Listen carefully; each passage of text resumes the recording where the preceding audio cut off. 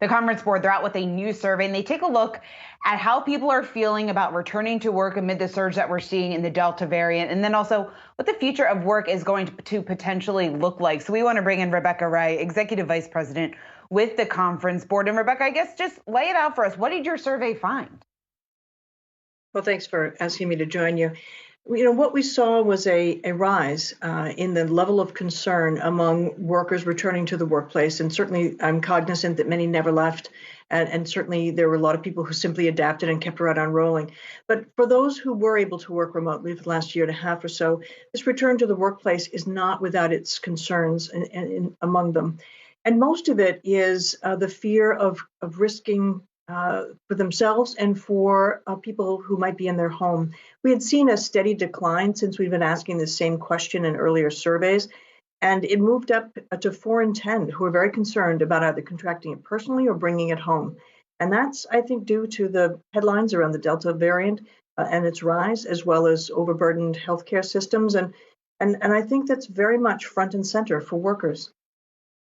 I want to ask you about labor turnover. And in your notes, you say that more than 1/3 of employees may leave their organizations within the next 6 months, and 29% of them are unsure if they will remain at their current job. I think we can imagine what the reasoning is behind this, but how are employers dealing with this? Any dynamics that we're not seeing?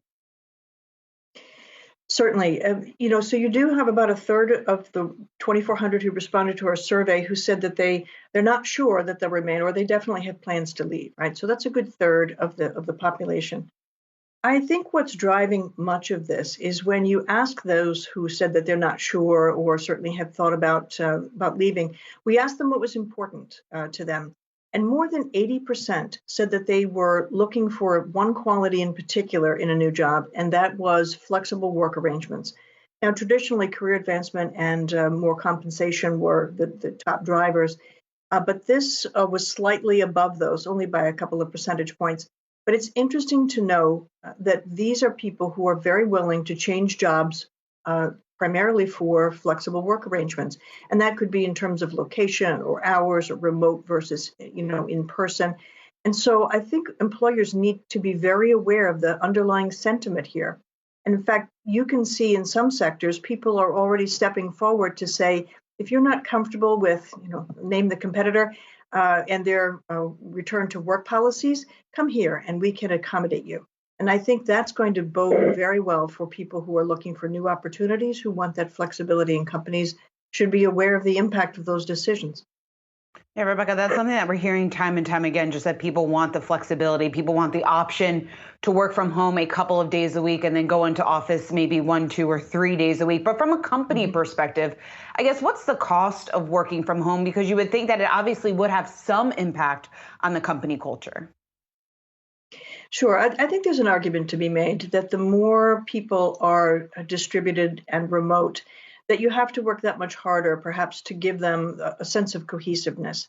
I think every company needs to re-recruit their workers, regardless of your thoughts about being in person in the workplace or not. We have to reconnect people to the mission and purpose. The longer we have stayed in this predominantly remote working environment, the more people have become accustomed to balancing is the wrong way, integrating their work and business lives and personal lives. And so what you see, I think, is a group of people who have decided this is not such a bad thing. And why should I go into the workplace? So I think companies need to think about, how do you entice them to come to the workplace? Why? We've shown that productivity is as high, if not higher, throughout this, and set aside for just a moment the ramifications sometimes for increased isolation or mental health concerns. But productivity has remained high. We have the technology certainly to do it. So why would you ask people to come back in? Perhaps many of them commuting, perhaps some of them taking subway systems or being in environments where they don't feel entirely safe. So is it about helping people get connected to the mission? Is it about information jam sessions? Is it about networking and helping people feel connected again? To figure out some reason why you want to bring them back to the workplace, not simply to check a box that, yes, we brought them all back. And isn't that terrific? Yeah, and just kind of following up on that, what can employers do exactly to help some of the remote employees, especially those living in other states, feel connected to the workforce? I know you talked about some jam sessions and everything, but I know in our organization, we have a bunch of new hires here. I haven't met them, and sometimes it's difficult just to do this only online. Any special tips or techniques that people are looking towards in this environment? I think you're spot on. You have a lot of people who were hired in the last year and a half, many of whom have never met their colleagues in person. And I think it is easier to build on relationships that you may have had before the pandemic now that you're in a virtual setting, as opposed to those who come in and all they've ever known is the virtual approach. So think about how you might bring back teams together, how you might have some team building kinds of opportunities for intact teams, welcoming new hires and onboarding them. And then I think you need to re-recruit all of your workers and have them feel just as special and just as much a part of this new vision of the company going forward. And I think companies that don't do that do this at their own risk.